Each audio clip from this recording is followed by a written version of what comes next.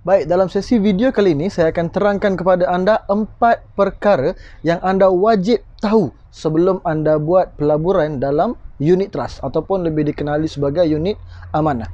Okey, jadi kita tengok ramai orang yang dah buat investment dalam unit trust tapi mereka tak tahu sebenarnya mereka tu invest dalam fund Islamik ke konvensional. Ataupun yang kedua, sales charge berapa, mereka tak tahu pun. Berapa tahun tempoh yang elok mereka invest dalam unit trust. Jadi dalam video kali ini saya akan terangkan kepada anda 4 perkara yang anda wajib tahu sebelum anda invest dalam unit trust.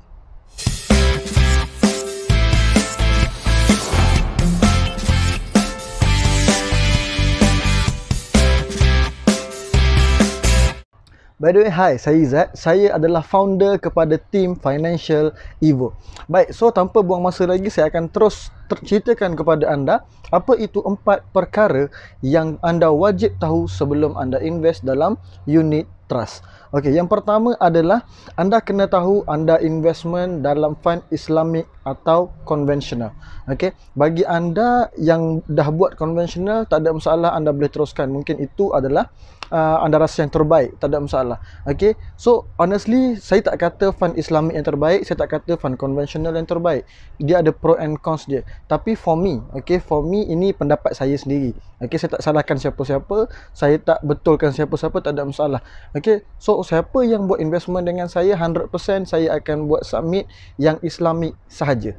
Okay, so walaupun ada orang kata ya betul konvensional punya fund dalam unit trust lebih tinggi profit berbanding yang Islamik, tapi untuk saya ketepikan soal itu sebab saya rasa saya lebih mengutamakan Islamik. Tapi saya tak kata yang konvensional itu salah, tidak. Okey, contoh macam dalam company saya sendiri kita ada beberapa fund yang sangat menarik. Contoh Global Titan, APDI dan sebagainya, sangat-sangat menarik return dia. Okey, tapi untuk saya sendiri sebagai seorang Muslim, saya lebih prefer untuk invest dalam fund yang Islamik. Okey, so anda yang dah buat investment dalam unit trust, anda boleh refer dengan konsultan anda sama ada fund anda itu adalah konvensional ataupun Islamik. Okey, itu yang pertama. Jadi yang kedua anda wajib tahu mengenai sales charge. Okey, sales charge ini adalah normal dikenakan oleh pihak unit trust. Semua syarikat unit trust biasanya akan kenakan sales charge, let's say untuk equity fund sekitar 5 ke 6.5%. Okey, saya bagi contoh. Contoh anda buat investment 10,000. Okey, 10,000 dalam investment unit trust dan anda dikenakan sales charge sebanyak 6.5%. Okey, so roughly anda dikenakan sales charge sebanyak RM650 kalau anda invest RM10,000. So yang ni anda kena tahu. Okey, so maksudnya bila anda invest 10,000, anda akan kena sales charge RM650 dulu. So the rest of the money is your investment. Bermaksud RM9,350 barulah diinvest. Yang sebelum tu dah diambil untuk fund management dan sebagainya, company management, dan juga ada sedikit untuk commission consultant. Okey, tak banyak. Most of the sales charge akan lebih pergi kepada company dan pihak fund manager. Okey, so itu anda kena tahu. Ada fund yang kena 5%. Okey, tapi ini normal. Sales charge yang dikenakan adalah normal 5 ke 6.5%. Ada yang contoh bila orang tak tahu pasal sales charge, so bila contoh dia invest hari ni, dalam masa 2 tahun dia keluarkan duit dia dan dia kata dia rugi.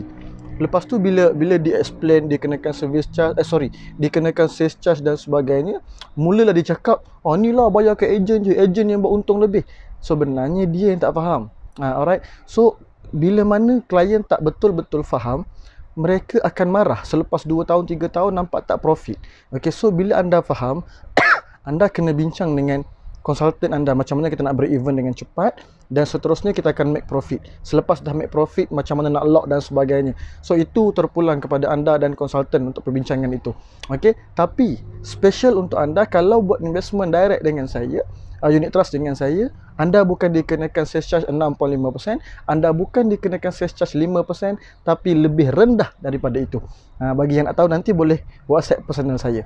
Baik, yang ketiga, tempoh untuk anda invest dalam unit trust. Berapa panjangkah tempoh yang sesuai untuk anda invest dalam unit trust? Okey, sebenarnya tempoh ini dia bergantung kepada goal anda, kepada matlamat akhir anda.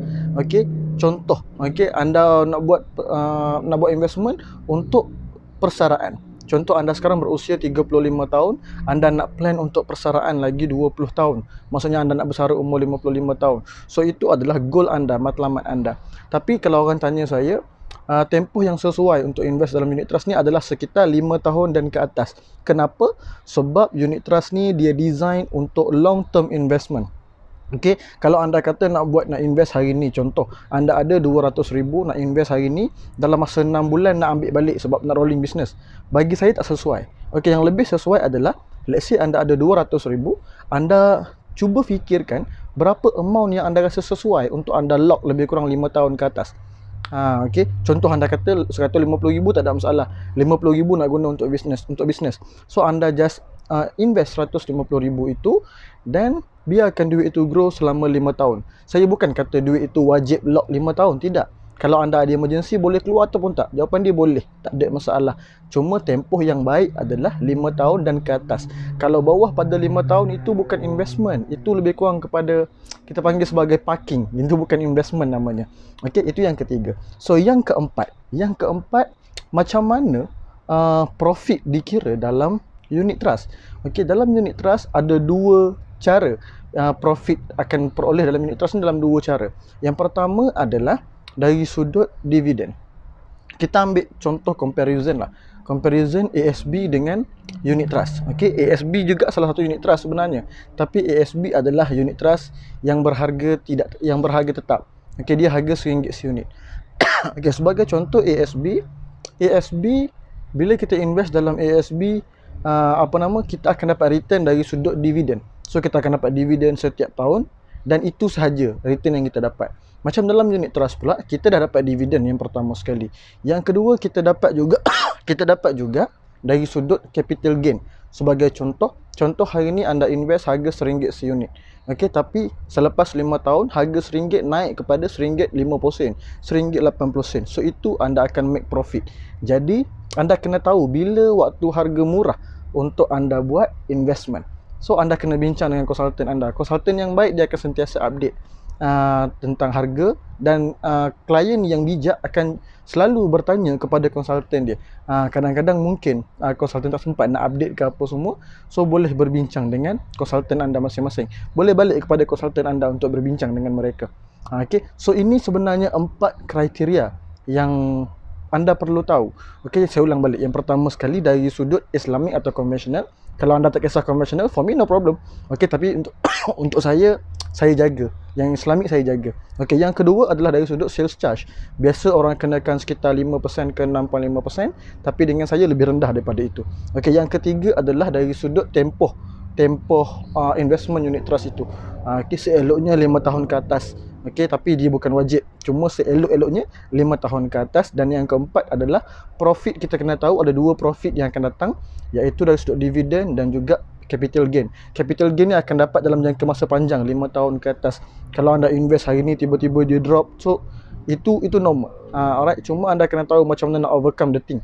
Baik, jadi sekian saja perkongsian saya untuk dalam video kali ini. Harap perkara yang saya sharekan tadi memberi manfaat kepada anda untuk anda buat investment dalam unit trust. Okey, so bagi anda yang nak tahu detail ataupun yang ada perasaan untuk nak buat unit trust tapi belum kenal mana-mana konsultan yang berdaftar, anda boleh WhatsApp saya akan tinggalkan nombor telefon dekat bawah ni.